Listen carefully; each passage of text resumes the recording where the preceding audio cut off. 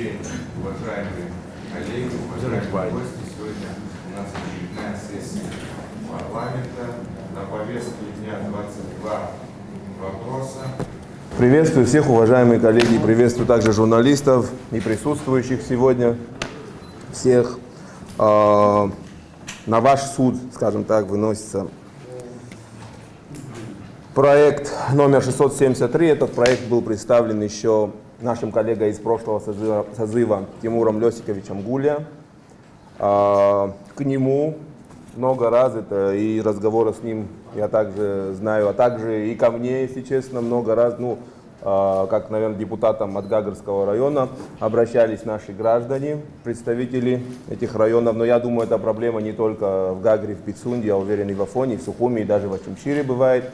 То есть очень многие люди жалуются на то, что в летнее время, естественно, многие наши гости, хотя иногда это касается не только наших гостей, но и наших сограждан с вами, ходят в городе в неподобающем виде, в общественных местах.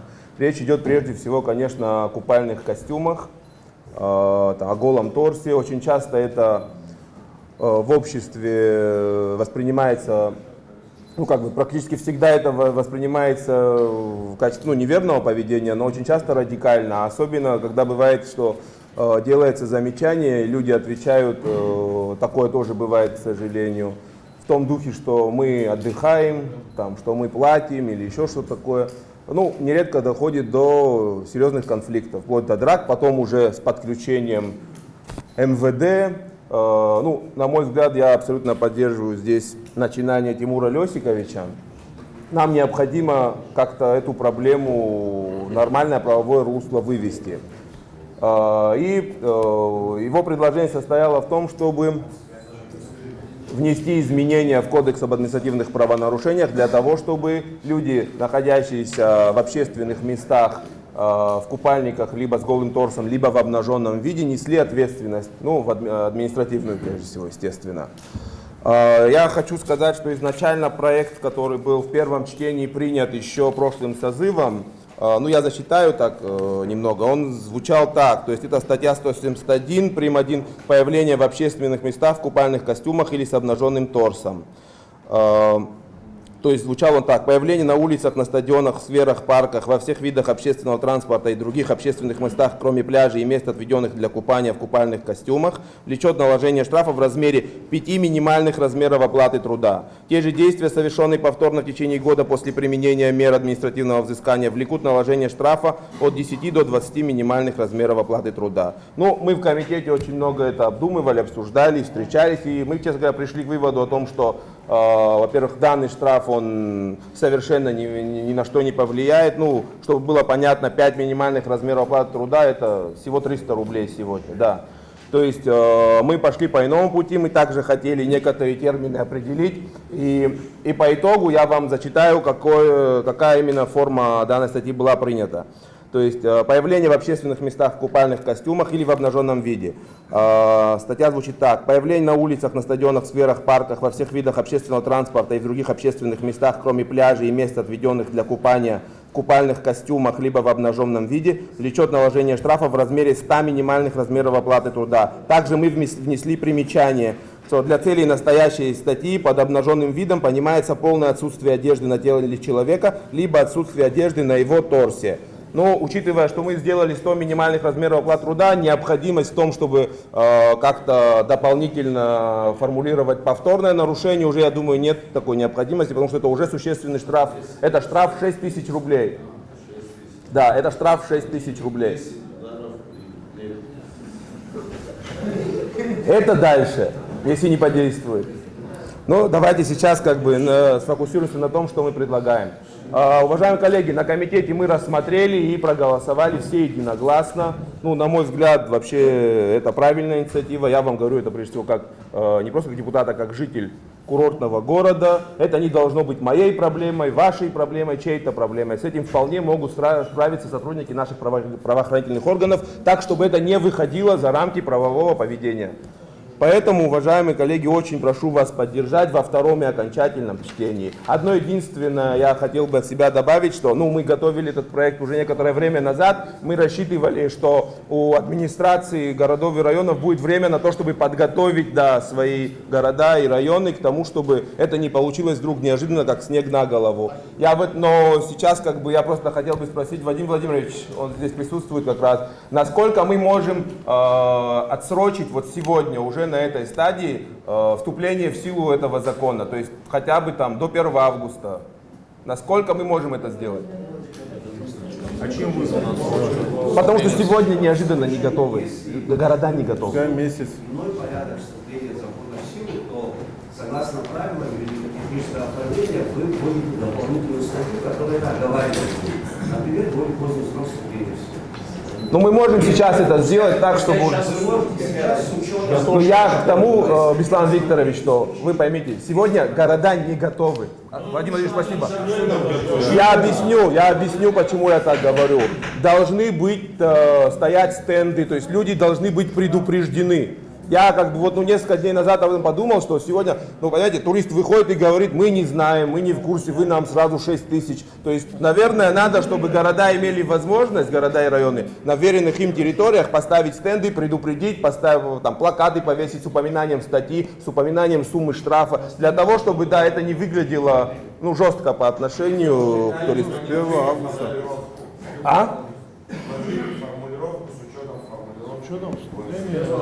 Нет, так и предлагается, что закон вступает в силу с 1 августа. Вот как и...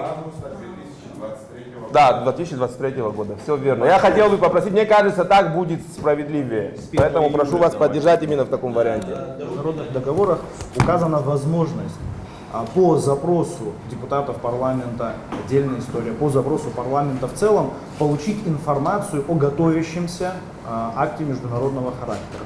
И здесь возникает вопрос, связанный с тем, что в предлагаемой редакции Кабинет министров обеспечивает предоставление информации о готовящихся к подписанию международных договоров. И возникнет как минимум большое количество непониманий и коллизий, связанных с тем, что какой объем этой информации должен быть предоставлен, в какие сроки эта информация должна поступить. Очень часто сами по себе акты, договоры претерпевают большое количество изменений. То есть на какой стадии этих изменений надо представлять информацию парламенту. Все это остается за рамками. Единственное, что могу на данном этапе вам предложить, с учетом того, что есть инициатива принятия такого решения, может быть, мы в первом чтении, вы в первом чтении примете в работу, а во втором чтении мы уже подготовим наши предложения и посмотрим, как это можно будет уточнить, в том числе, чтобы не сбить так называемый баланс системы сдержек и противовесов. Закон Республики Абхазия таможенного кодекса и Закон Республики Абхазия о введении в действие таможенного кодекса Республики Абхазия. Представитель уполномоченного органа находится здесь. Я совсем вкратце скажу о том, что действительно предлагается к принятию существенный, серьезный, кодифицированный нормативно-правовой акт, включающий в себя существенные изменения сегодняшних существующих условий администрирования. Была проделана колоссальная работа двустороннего характера вместе с российскими коллегами и партнерами. Работа проходила как в режиме личных встреч, так и механизмами дистанционного онлайн-общения. Акт прошел процедуры согласования в органах власти Республики Абхазия. Могу сказать, что, безусловно, есть еще определенные вопросы, которые необходимо будет согласовать вместе с вами, с депутатами, с профильным комитетом и с депутатами в целом. Работа предстоит непростая, сложная, но наша просьба заключается в том, чтобы в первом чтении взять проект в работу и приступить к существенному, серьезному, такому коллегиальному совместному обсуждению. Дальше я могу, если скажете, предоставить слово представителю уполномоченного. Была создана специальная группа по подготовке проекта таможенного кодекса Республики Абхазия. Так сказать, шаблон был прислан нам нашими коллегами из Российской Федерации. Естественно, путем видеоконференц-связи, еженедельной, в течение 1,5 лет. И каждые 10 дней по 2 раза собирались наши сотрудники для того, чтобы привести этот кодекс в тот вид, который сегодня с определенными, значит, доработками был передан уже по всем инстанциям и находится у вас на рассмотрении. Естественно, там происходит адаптация к нашим абхазским законам нашей страны.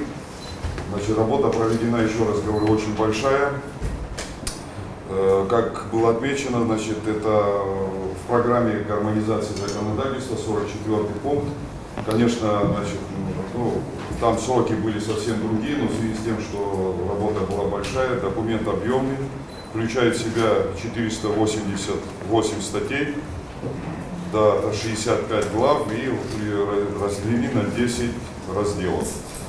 Проект Таможенного кодекса регулирует отношения, связанные с порядком перемещения товаров и транспортных средств через таможенную границу, их декларирование, выпуске в соответствии с заявленными таможенными процедурами, а также порядок совершения таможенных операций в отношении отдельных категорий товаров, товары для физических лиц, международные почтовые перевозки, дипломатические, консульских учреждений и так далее.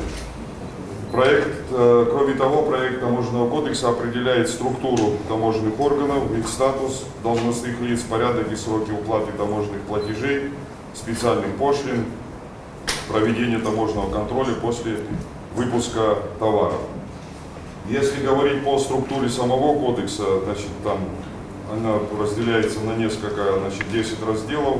Это общие положения, таможенные платежи, специальные антидемпинговые компенсационные пошлины, таможенные операции и лица их совершающие, таможенные процедуры, особенности порядка и условий перемещения через таможенную границу отдельных категорий товаров, проведение таможенного контроля, таможенные органы, оперативно-розыскная деятельность таможенных органов, деятельность в сфере таможенного дела и переходные положения.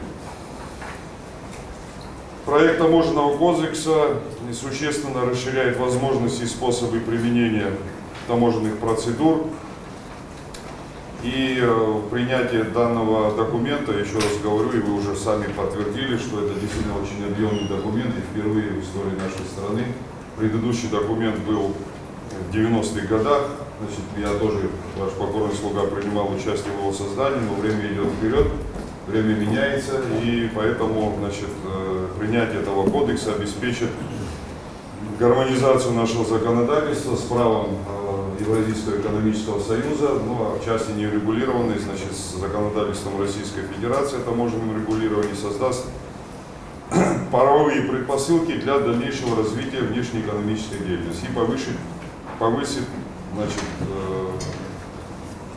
уровень той деятельности, которую сегодня проводит таможенный комитет. Вот. Естественно, при принятии этого кодекса, при его изучении в стенах парламента необходимо будет, я так считаю, и мы готовы к консультации нашей группы, о которой я говорил выше, которая занималась разработкой данного кодекса. Мы всегда готовы в любое время. У нас есть должностные лица, которые занимались этой разработкой, готовы прибыть, присутствовать.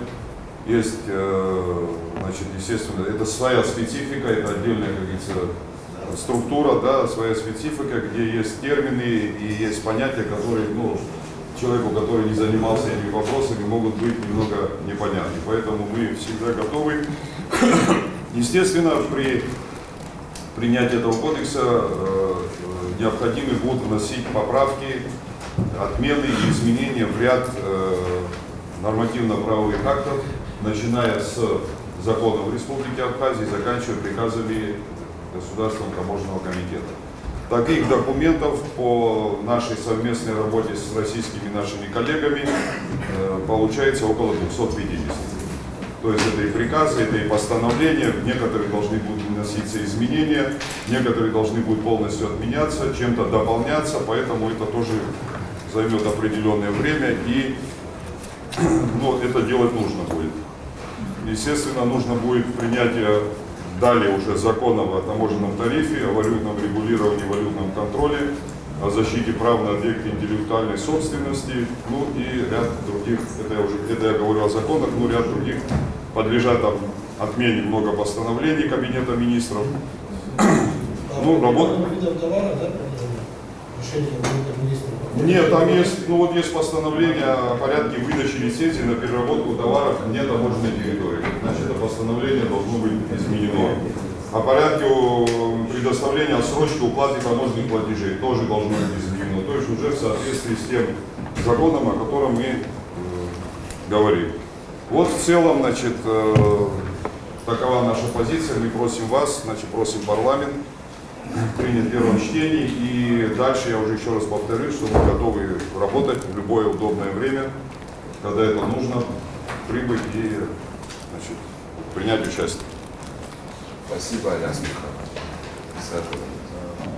Данный законопроект подготовлен в целях устранения пробелов в действующем законе в части определения условий порядка предоставления предприятиями, организациями и индивидуальными предпринимателями бухгалтерской, финансовой и статистической отчетности и иных необходимых для проведения государственных статистических наблюдений данных. Проект дополняет статью 5 закона положениями, согласно которым перечень органов госуправления Республики Абхазия, обязанных представлять ведомственные статистические наблюдения в Центральный орган госуправления в сфере государственной статистики, утверждается Кабинетом министров по представлению Центрального органа госуправления в сфере государственной статистики.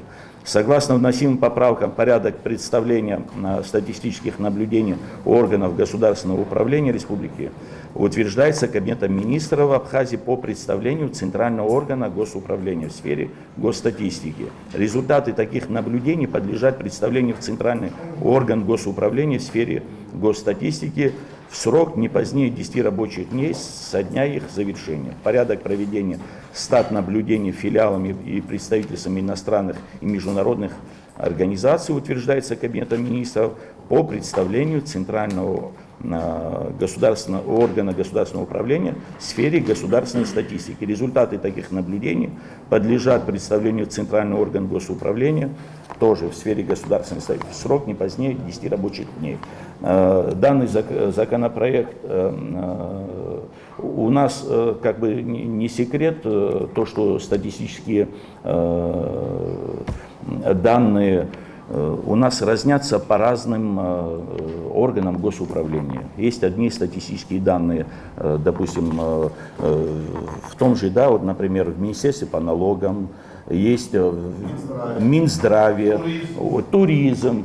И есть необходимость, чтобы статистические данные собирались в одном месте, в специально уполномоченном, да, органе госуправления в области статистики, и чтобы мы, наша страна, при принятии каких-то определенных решений, высшие органы исполнительной власти, руководствовались именно данными органа госуправления в области статистики, а не другими ведомствами, потому что это очень сильно разнится. Даже вот если мы будем брать по, наверное, Андрей Львович, как бы, да, значит, поправить меня, даже данные по индивидуальным предпринимателям в Министерстве по налогам и сборам, в Министерстве юстиции и в Госкомстате, они разнятся.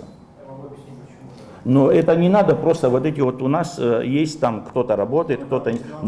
Да, есть определенный... Это как один из примеров, я говорю, да, вот все ведомственные статистические наблюдения, они должны направляться в специальный орган в области статистики, они должны там обрабатываться, и государство должно пользоваться цифрами, конкретными цифрами, которые уже они отработаны, они... Да, нет. И просьба поддержать данный законопроект. Учитывая вышеизложенное, внесение изменений в закон о налоге на добавленную стоимость позволит налогоплательщикам в лице юридических лиц, индивидуальных предпринимателей, импортирующих и использующих товар, осуществить вычет налога на добавленную стоимость при соблюдении всех условий, указанных в законе. Но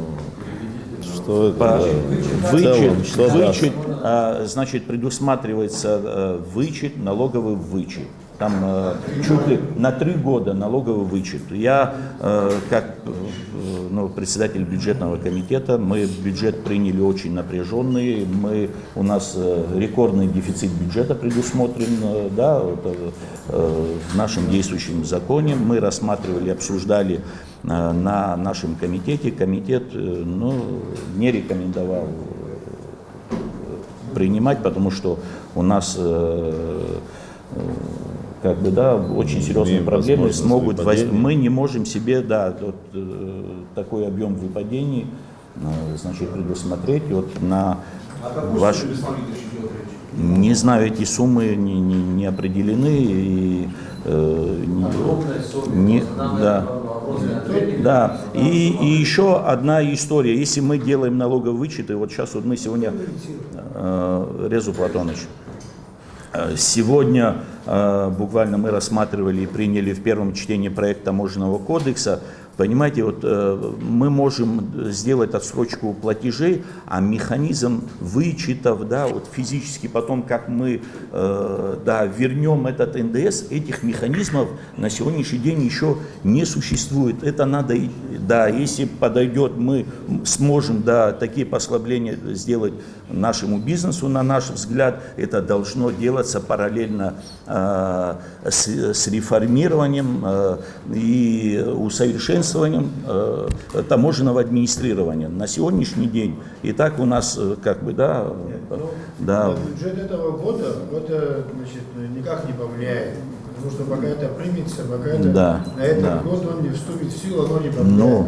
Но если смотреть на будущее, да, на перспективу, да, вот, ну не знаю, возможно, тоже есть свои плюсы. То, что оборудование завезется, человек, индивидуальный предприниматель или там юридическое лицо заплатило ввозной НДС, я так понимаю, да? А потом да, и это, значит, оборудование является непосредственно основными средствами, значит, как бы этим оборудованием будет производиться тот или иной товар, правильно? Этот товар будет облагаться НДСом, правильно?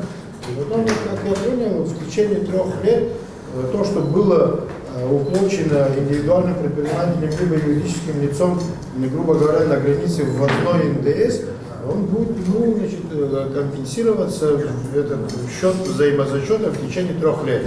Ну, это, если у нас есть такая возможность, это, значит, благоприятные условия для предпринимательства. Это вот такой момент. Насколько мы к этому готовы? Давайте. Насколько мы технически готовы, наши таможенные службы готовы, насколько мы готовы к таким потерям, как бы выпадению в бюджет. Когда мы обсуждали по аэропорту, нам Дженсух, нам Эдуардович, значит, там он подал такую идею, она мне понравилась, да? Вот, мы собираемся освобождать инвестора, да, по аэропорту, но там было сказано так, что вот всяких коллизий не было, там не происходило. Значит, завозится оборудование, выплачивается, значит, ввозной НДС, а по истечению периода налогового периода, когда он уже ну, каждые 3 месяца баланс же сдается же, и, значит, идет взаимозачет, то есть он заплатил, и ему государство обратно возвращает. А он не сказал, как это будет происходить? Да. Ну, это его мнение. Он сказал следующее, что если в наш бюджет попадут деньги, они обратно никуда не будут возвращаться. Конечно. На практике это будет выглядеть так, но я не знаю, как это будет. Может, есть смысл дождаться, как бы принять агрессию? Я тоже так считаю, да. Чтобы не было такая. Да, ну и как вы скажете? Я предлагаю как бы отклонить, а вы... Если это связано с таможенным администрированием, да. о чем вот сейчас речь идет, в принципе, можно отложить, и то здесь говорится о преференциях, да, и индивидуальным предпринимателям, и юридическим лицам, то, соответственно, просто отложить, а потом дальше уже доработать после принятия таможенного кодекса. Снимаем вопрос. Какое отношение это имеет к таможенному кодексу? Не, вычеты ввозной НДС. Что какое отношение? Смысл таможенного кодекса совсем другом. Это смысл этого совсем другом. Нет, Эдгар Федорович, нет ввозной НДС в таможне. Да. Таможенные органы изымают. Нет, таможенные органы это ввозной НДС изымают. Если с администрированием. Сейчас, да, и дальше так будет. Таможенные, задача таможни изымать налоги, таможенную пошлину. Задача этого закона – стимулировать производство. Совершенно разные законодательства. Ну и что таможня изымает НДС? Это к этому отношения не имеет. Другое дело, я считаю, что его надо принимать по одной простой причине. люди не ввозят оборудование из-за того, что это российская таможня требует такое количество документов, которые человек не способен сделать. И плюс мы его нагружаем. Поэтому здесь нужна большая работа для облегчения работы, для того, чтобы производства у нас создавались.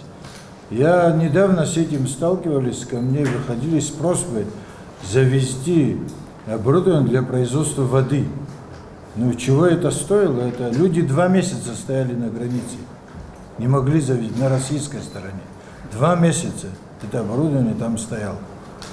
Поэтому мы должны продумать вещи, чтобы как-то стимулировать это. Без производства государство не может существовать. А у нас, посмотрите, у нас 70% дохода это услуги.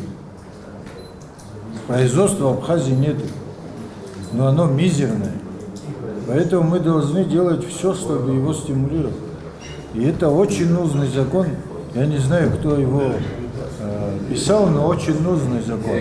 Была же в свое время индустриализация страны при коммунистах, да? Когда вот тоже как вот оборудование. Главный вопрос, во что это нам обойдется, Да. Вот. Масштабов бедствия. Богом не вызвано. Уважаемые депутаты, в соответствии с Конституцией на ваше рассмотрение вносится проект закона Республики Абхазия о внесении изменений в некоторые законодательные акты Республики Абхазия. В частности, речь идет о внесении изменений в закон Республики Абхазии о порядке выезда из Республики Абхазия и въезда в Республику Абхазия, а также в закон Республики Абхазия о правовом положении иностранных граждан, где в первом случае в части 3 статьи 44, а во втором случае в части 3 статьи 34 вносятся изменения, которые меняют срок, этот срок до 31 декабря 2022 года меняется до 31 декабря 2023 года. Проект закона продлевает срок возложения на центральный или территориальный орган госуправления в области внутренних дел МВД функции центрального органа госуправления, уполномоченного на осуществление функций по контролю и надзору в сфере миграции, а именно полномочий по выдаче паспорта гражданина Республики Абхазия в соответствии с законом о порядке выезда и въезда в Республику Абхазия и разрешение на временное проживание иностранного гражданина в соответствии с законом о правовом положении иностранных граждан. Все это до 31 декабря 2023 года. То есть фактически продлеваются сроки полномочному органу. Прошу поддержать этот законопроект, который направлен на установление в республике профессиональных праздников, дополнительных 3. Это 17 мая, День дипломатической службы Республики Абхазия, 10 июня, День статистики Республики Абхазия и 4 июня, День спасателя Республики Абхазия. Просим поддержать данный законопроект. День крестьянина.